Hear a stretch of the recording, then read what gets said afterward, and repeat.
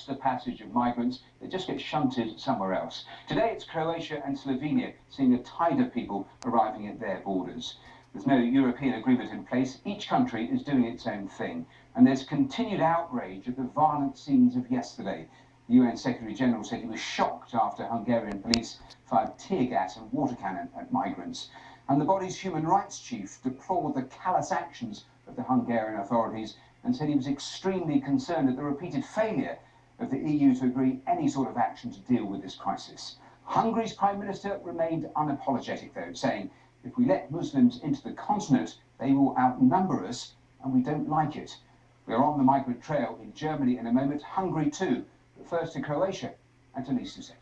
Complete chaos and pandemonium and some absolutely distressing scenes. Watch now, a little baby is being carried through with the little green trousers on and a little pink shirt, and we saw her father holding her above the crowd, trying to bring her through. An older man just collapsed on the pavement just behind me, gasping for air, and people rushed and splashed water on his face. There's been, on the side here, you can see children with their families taking some rest. They were crushed by that crowd of people who've been confronting a wall of riot police, shouting, "We want to go, we want to go."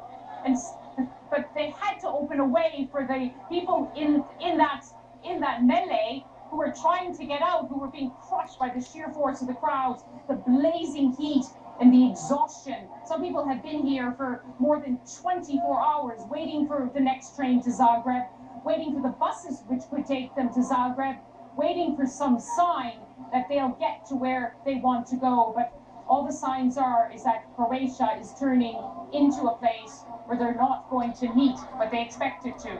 Such a stark contrast to what we saw at the borders yesterday, where the border guards wearing baseball caps welcomed people arriving through a cornfield, saying, "Don't be scared, we're here to help you."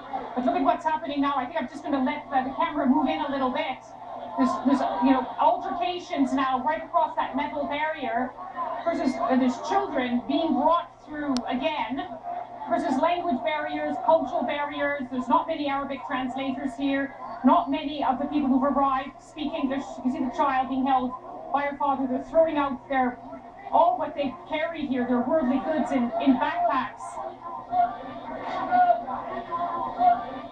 Anger, though, will be when they do realize that Croatia may be the end of the road. You mentioned that press conference by Croatian officials, where Croatian officials are saying they simply don't have the capacity to deal.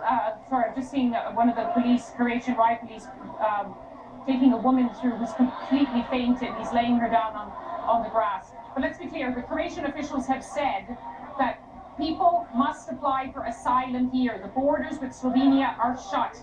If they don't apply for asylum, they will be regarded as illegal immigrants or illegal workers and will be treated with the full force of the law. Now, I checked with the UN, and the UN said no one will be deported. But people here are very afraid, and right now, let's see this, the families now. Watch the families going through just behind us. The twin babies there being held in the arms of their parents. This is not what Croatia wanted. The minister had said, we are not hungry, we are not going to mistreat people, but the sheer force of exhaustion and anger that has boiled over, this was just a confrontation waiting to happen. Well, that was Lisa Doucet on the Croatian border, of course. All of those migrants heading out to Croatia from Hungary after Hungary blocked their border crossing points. The Hungarian Prime Minister, Viktor Orbán, has blamed Germany for exacerbating the number of migrants wanting to enter his country. And he has warned that Muslims could end up outnumbering Christians in Europe.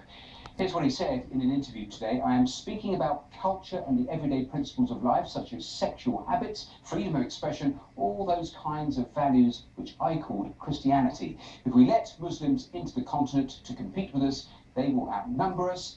It's mathematics, and we don't like it.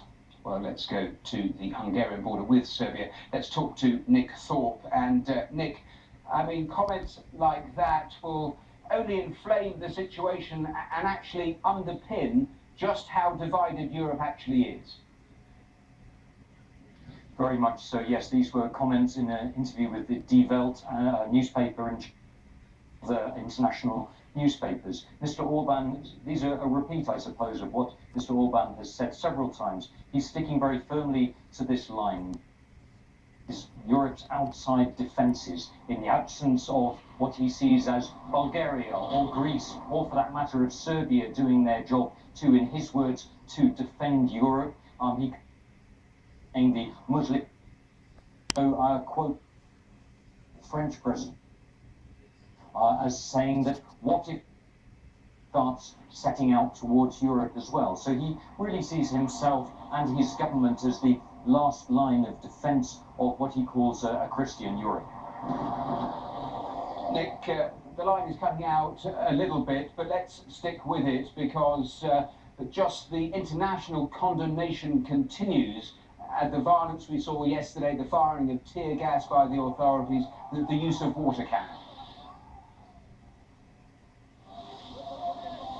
Spokesman Zoltán Kovács today has been repeating that these were the Hungarian government response, the police response, were, in his words, that this was a proportionate response. He says that the Hungarian police were in those very shocking scenes trying to save lives, to protect lives, and that he accused the people of being what he called an armed mob. And he said that the police were there to try to save children, but he accused the migrants in that confrontation yesterday of using their children as human shields in those very ugly scenes at Ruske, just down the road from where I'm speaking now.